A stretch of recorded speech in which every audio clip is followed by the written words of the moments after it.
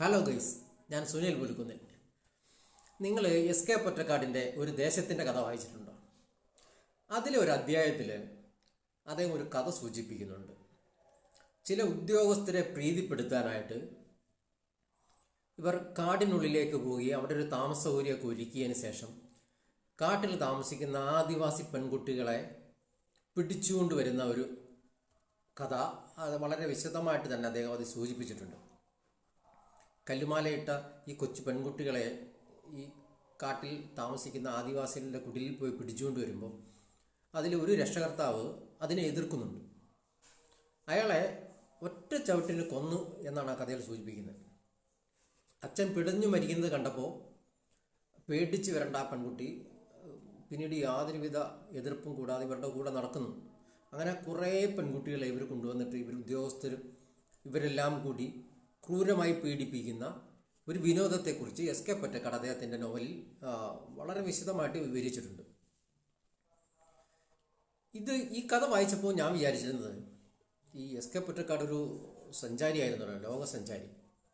അദ്ദേഹം സഞ്ചരിച്ച ഏതെങ്കിലും ലോകത്തിലെ കഥകളായിരിക്കും എന്നാണ് ഞാൻ വിചാരിച്ചിരുന്നത്.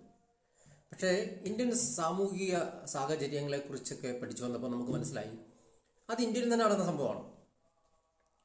ഇപ്പോൾ ഇതിവിടെ പറയാൻ കാര്യം, ഇപ്പോൾ എന്താണ്, ജെഫ്രി എപ്പിഡ്സന്റെ ഡയറികളാണല്ലോ ഇന്ന് ചർച്ച. ഈ ഡയറിയിലെ വിവരങ്ങൾ ചർച്ച ചെയ്യുമ്പോൾ നമ്മുടെ ജനങ്ങളുടെ ആ വേവലാതിയും വെപ്രാളമൊക്കെ, അവരുടെ ആശ്ചര്യങ്ങളൊക്കെ തന്നെ ഈ സോഷ്യൽ മീഡിയയിലൂടെ ഇങ്ങനെ തുളുമ്പുന്നത് കാണുമ്പോൾ ഇവരൊക്കെ മറന്നുപോയൊരു കഥയുണ്ട്. ഇത് ഇന്ത്യയിൽ നിയമപരമായി നടന്നിരുന്ന ഒരു ആചാരമായിരുന്നു എന്നുള്ളത്.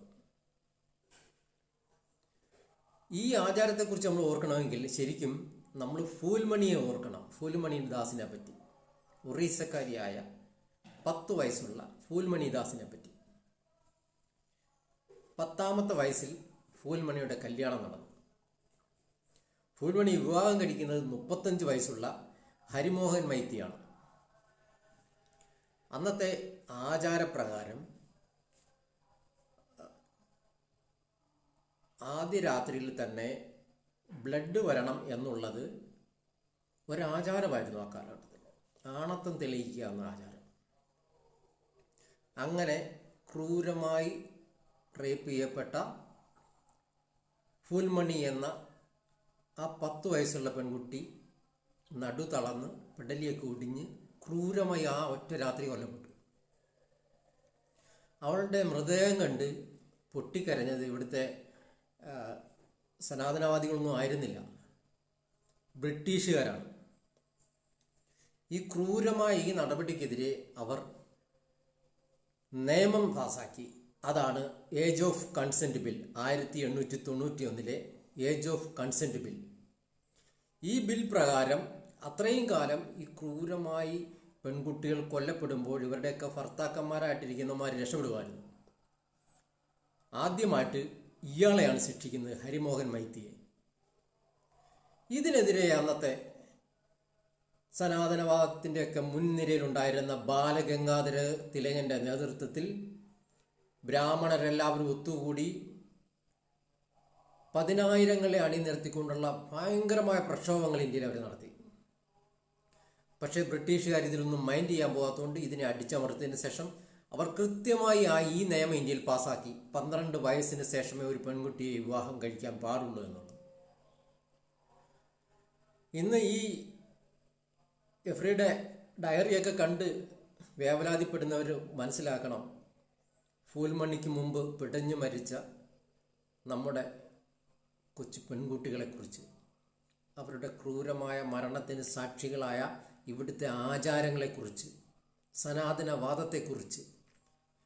ബാലഗംഗാധര തിലകൻ പറഞ്ഞത് ഹിന്ദുവിൻ്റെ മേലുള്ള അതിക്രമമാണിത്, ഹിന്ദുവിൻ്റെ ആചാരങ്ങളിലേക്കുള്ള കടന്നുകയറ്റമാണ്, ആചാരങ്ങൾ സംരക്ഷിക്കപ്പെടണമെന്ന് പറഞ്ഞിട്ടാണ് ആചാര ലംഘനത്തിനെതിരെ അന്ന് ഇവിടെ റാലി നടന്നത്. ഇതായിരുന്നു ഇവിടുത്തെ ആചാരങ്ങൾ. ഈ ആചാരങ്ങളെക്കുറിച്ച് പറയുമ്പോൾ, ഹിന്ദു ആചാരങ്ങളെക്കുറിച്ചൊക്കെ പറയുമ്പോൾ എന്നെ വന്ന് തെറി വിളിക്കുന്ന സുഹൃത്തുക്കളോട് നിങ്ങളൊന്നും ഓർക്കണം, ഈ ഹിന്ദു സനാതനവാദം എന്ന് പറയുന്നത് നിങ്ങൾ നടന്നു വന്ന വഴികൾ അത്ര പരിശുദ്ധവും അത്ര പരിപാവനവുമൊന്നുമല്ല. പീഡനങ്ങളുടെയും ക്രൂരമായ വിനോദങ്ങളുടെയൊക്കെ മുൾമുനയിലൂടെയാണ് നിങ്ങൾ നടന്നു വന്ന് ഇപ്പോഴത്തെ ഈ സനാതനവാദം നിങ്ങൾ പറയുന്നത്. അതുകൊണ്ടാണ്, ചരിത്രത്തെ മറക്കാത്തത് കൊണ്ടാണ്, മറന്നു പോകുന്നവരെ ഓർമ്മിപ്പിക്കുന്നത് കൊണ്ടാണ് നിങ്ങൾ എന്നെ തെറിവിളിക്കുന്നത് എനിക്കറിയാം.